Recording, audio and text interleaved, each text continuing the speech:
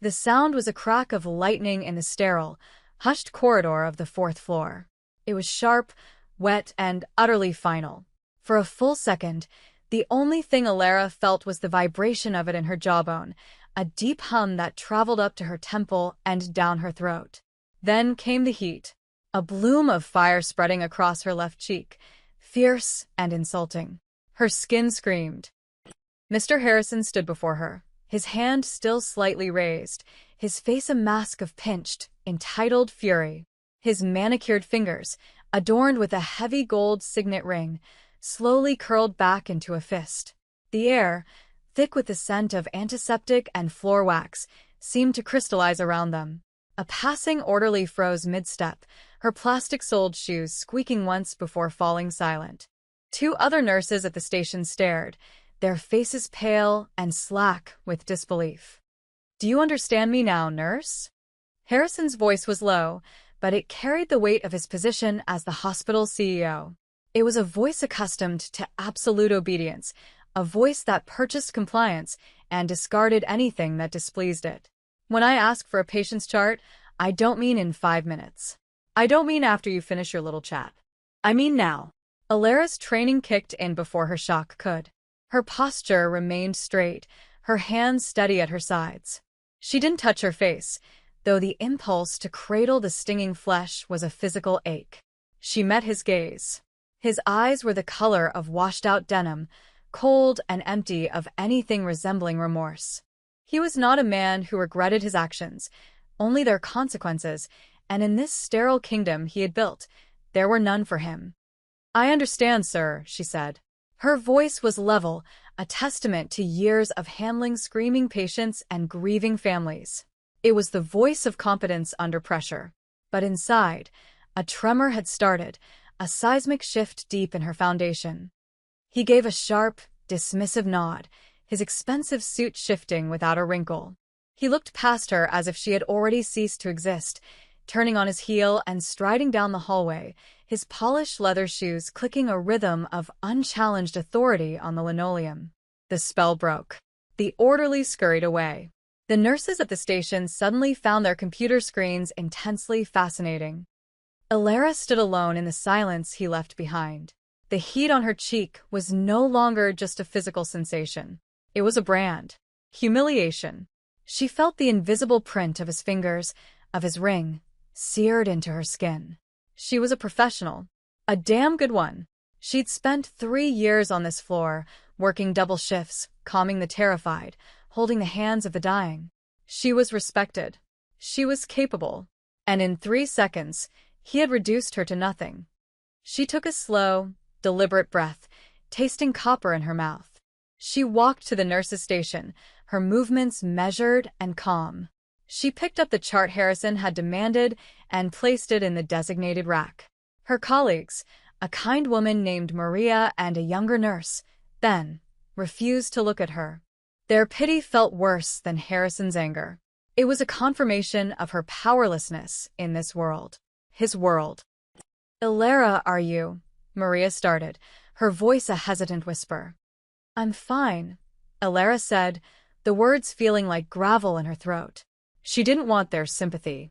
She didn't want this moment to become a piece of hospital gossip, a cautionary tale whispered in the break room. She wanted it to be erased. She finished her shift.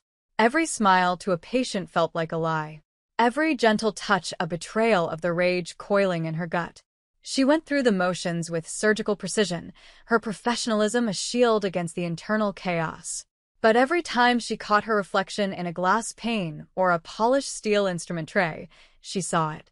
The faint, angry red blooming on her cheekbone, a visible mark of her shame. The thought of telling Jinwoo was a live wire she refused to touch. Her husband existed in a different universe. A world of shadows and steel, of loyalty written in blood and power measured in silence. When she was with him, the sterile, predictable world of the hospital faded into a distant memory. And when she was here, his world felt like a dark, dangerous dream. She had fought to keep those worlds separate. A thick, impenetrable wall between the woman who checked vitals and the woman who slept beside an emperor. Driving home, The city lights of Los Angeles blurred into streaks of neon. She lived with him in a sleek, minimalist penthouse in Koreatown that overlooked the sprawling metropolis. It was a fortress of glass and quiet luxury, a place so removed from her daily life that the commute often felt like passing through a dimensional rift. She let herself in, the heavy silence of the apartment wrapping around her.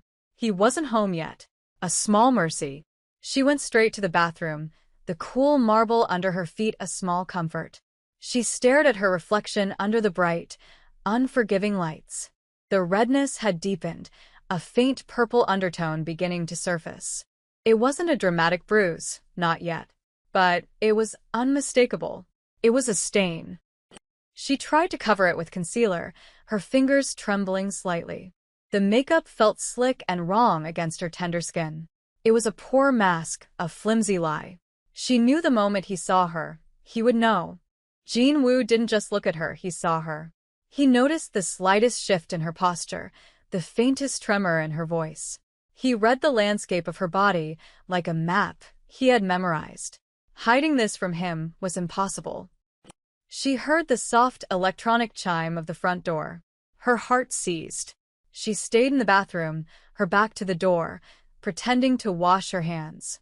She heard his footsteps, quiet and deliberate, on the polished concrete floors. He moved like the world owed him space. "Alara," he said.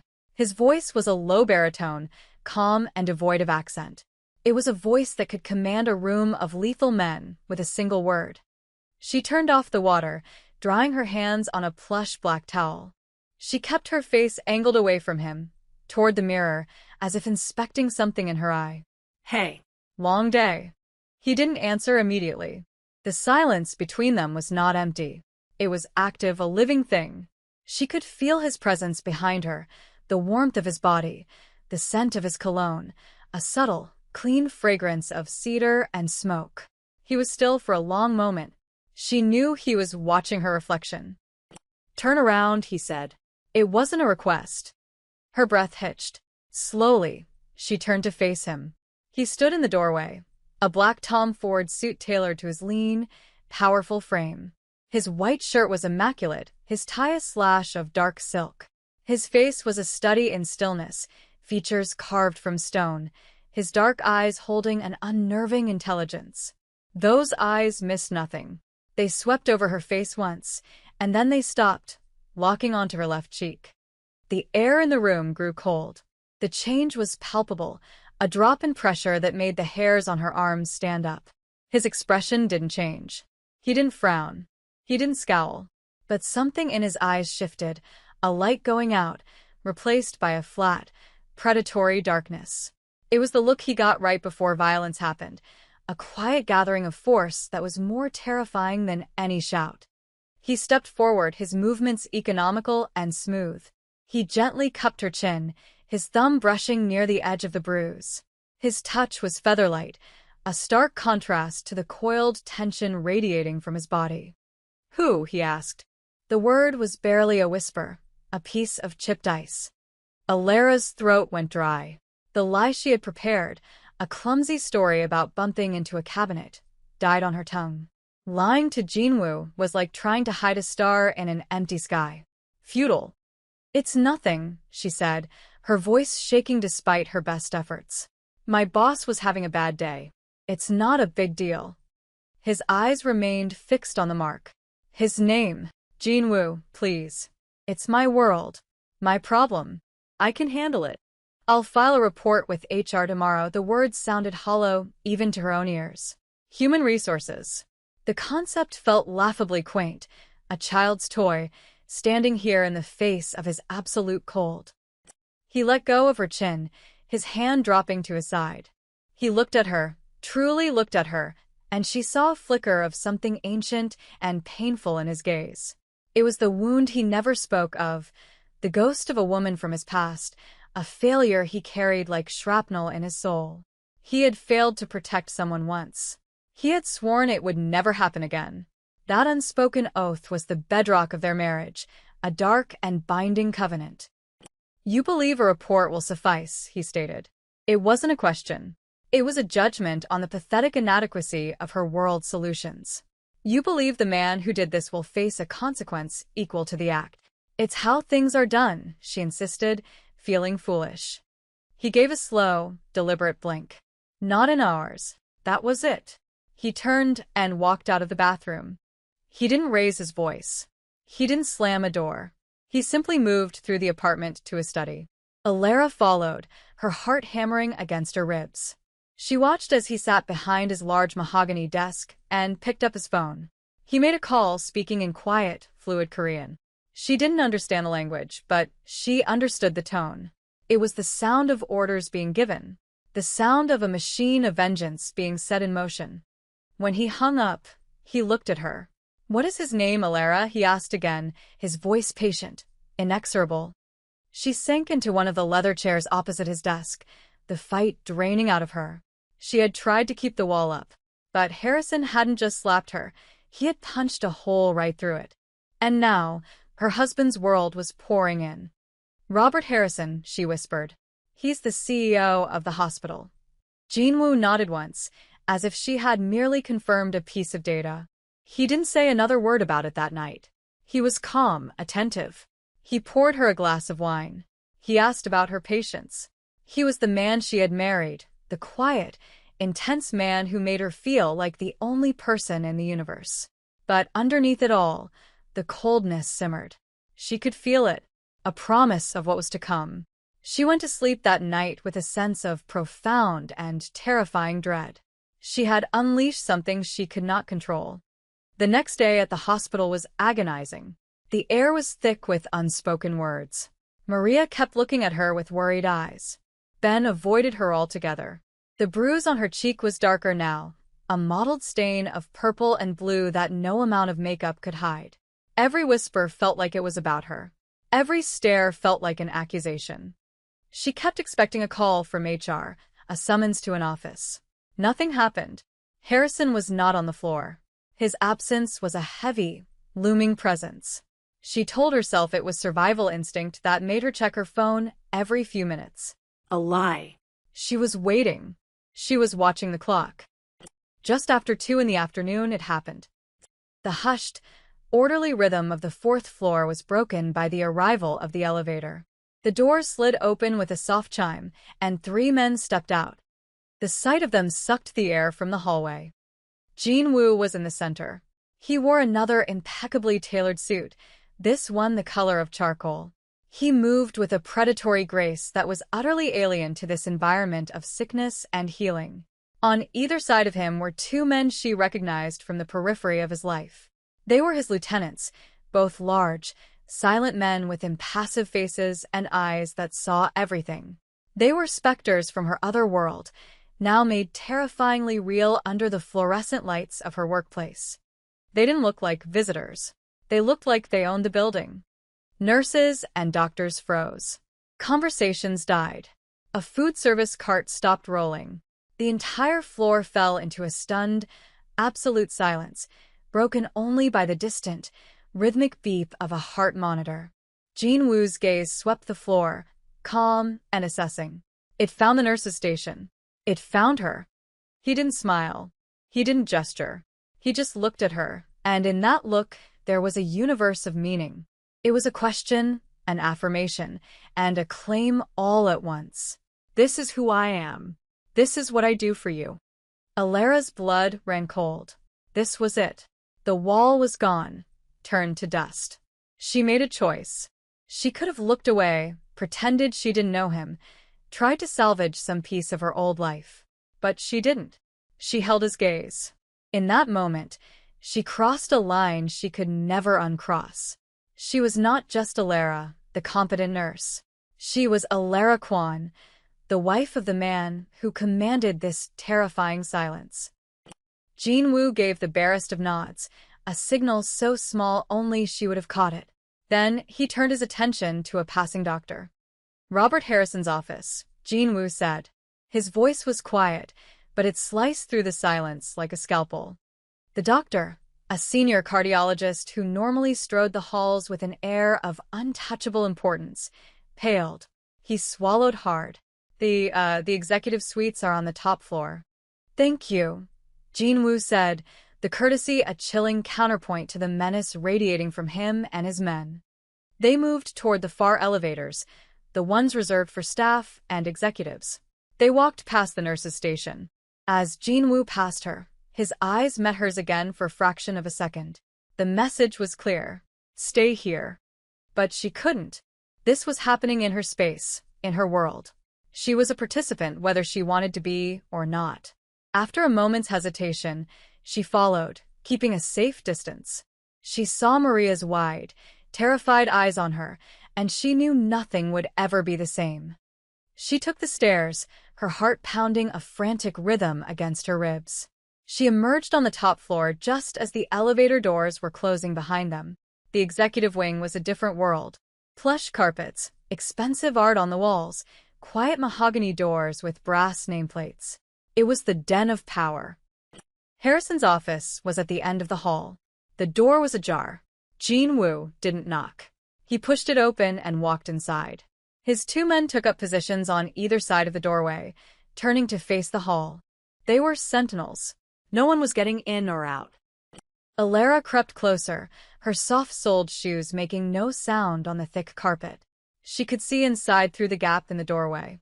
Harrison was behind his massive desk, a sprawling vista of the city behind him. He looked up from his computer, his expression annoyed, impatient. "Can I help you?" "This is a private office," he said, his voice clipped. Jin-woo walked to the center of the room and stood there, his hands clasped loosely behind his back. He surveyed the office, the expensive furniture, the awards on the wall, with a look of mild disinterest. "Mr. Robert Harrison," Jin-woo said. His voice was conversational, almost gentle. Harrison's annoyance deepened. "I am. And you are?" "I am a husband," Jin-woo replied simply. A flicker of confusion crossed Harrison's face. "The husband of who?" "If you have a complaint, you need to go through the proper channels." Jin-woo took a step closer to the desk. "Yesterday, on the 4th floor, you put your hand on my wife." The color drained from Harrison's face. Recognition dawned, followed swiftly by a wave of disbelief, and then a flush of indignant anger. He pushed his chair back, trying to regain his footing of authority. "I have no idea what you're talking about," he blustered. "Now, I'm going to have to ask you to leave before I call security." Jin-woo smiled. It was a terrifying thing, a slight, cold curve of his lips that held no warmth, no humor. Only a deep, chilling certainty.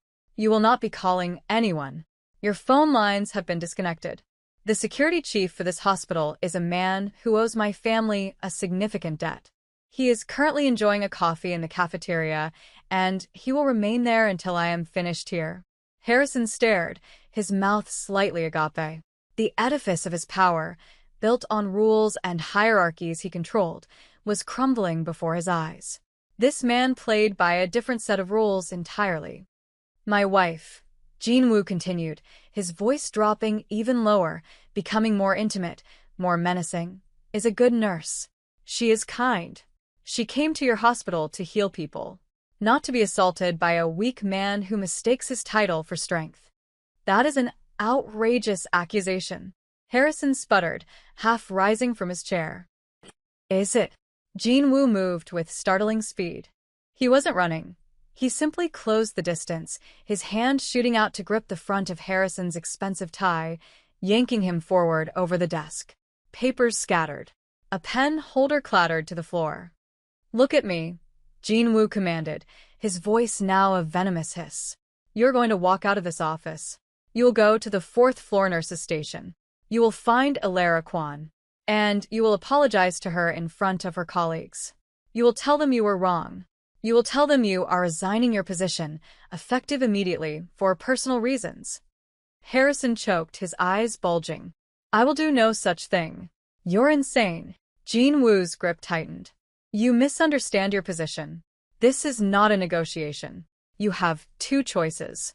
You can do exactly as I have said, or my associates and I can take you from this building. If that happens, the next time your board of directors hears your name, it will be in a police report filed from a hospital bed in a much less prestigious facility than this one." and your resignation will be tendered for you, along with a detailed account of your financial indiscretions, which my people have spent the last 12 hours compiling. The choice is yours, but you will make it now." He released the tie, shoving Harrison back into his chair. The CEO gasped for air, his face a mottled red and white. He stared at Jinwoo, at the two silent giants in the doorway, and the full, horrifying scope of his situation finally landed on him. He was a king in his castle, but a more powerful king had just walked through his gates and rendered his entire kingdom meaningless. Alara watched from the hallway, her hand pressed against her mouth. This was what he was. Not just a wealthy businessman, not just a powerful figure. He was a force of nature, a quiet, lethal storm that erased whatever stood in its path. And he had done this for her. For a slap. A cost is paid for everything in his world. She understood that now. The cost of his protection was the loss of her innocence, the death of the simple life she had tried so desperately to preserve. There was no going back. Harrison, trembling, slowly got to his feet. His arrogance was gone, replaced by a raw, animal fear. He straightened his tie with shaking hands and walked, like a man in a trance, out of his office. He didn't even look at the two men as he passed them. He walked down the hall, his gaze fixed on the floor. Jinwoo followed him out. He stopped when he saw Alara standing there. He looked at her, his eyes dark and searching. He was giving her a final choice. She could walk away, back to the stairs, back to her floor, and pretend this was a nightmare. Or she could walk with him. She met his gaze and gave a single, almost imperceptible nod. The choice was made. It had been made the moment she held his gaze across the nurse's station. She fell into step beside him, and they followed Harrison down to the 4th floor. The scene was a tableau of frozen shock. Everyone was exactly where they had been, watching, waiting. Harrison walked directly to the nurse's station, his face ashen. Maria and Ben stared, their mouths open. He stopped in front of the desk. He looked at Alara, his eyes filled with a mixture of terror and hatred. "Nurse Kwan," he began, his voice a hoarse croak. I want to apologize for my behavior yesterday. It was unprofessional and inexcusable. I was wrong." He took a ragged breath. "I am resigning my position as CEO, effective immediately." He turned and practically fled toward the elevators, a broken man. The silence he left in his wake was profound. Every eye was on Alara and on the terrifyingly calm man standing beside her. Jinwoo looked at her, his expression unreadable. He had torn down her world to protect her. Now he was waiting to see if she would help him build a new one from the rubble. He offered her his arm. A simple, formal gesture that was, in this context, an act of absolute possession. A public claim. She took it. His arm was solid and warm under her hand. Together, they walked away from the nurse's station, away from her past, leaving the stunned silence and whispers behind them. They didn't say a word as they rode the elevator down to the ground floor and walked out into the bright California sun. The sterile, safe world of the hospital was behind them. His world, dangerous and absolute, lay ahead. And for the first time, she wasn't afraid of it. She was a part of it.